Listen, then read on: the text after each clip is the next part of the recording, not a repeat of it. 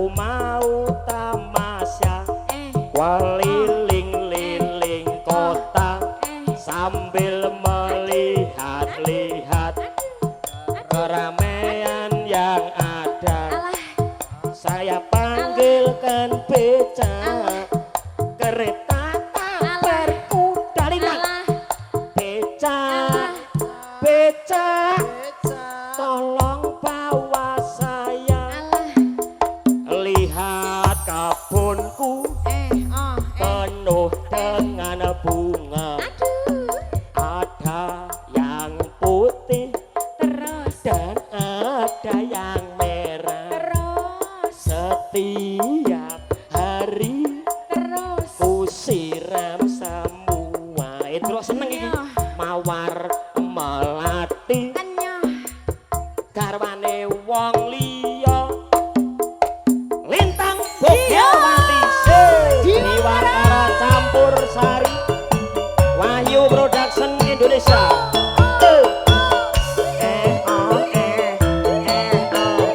Ya saya di malam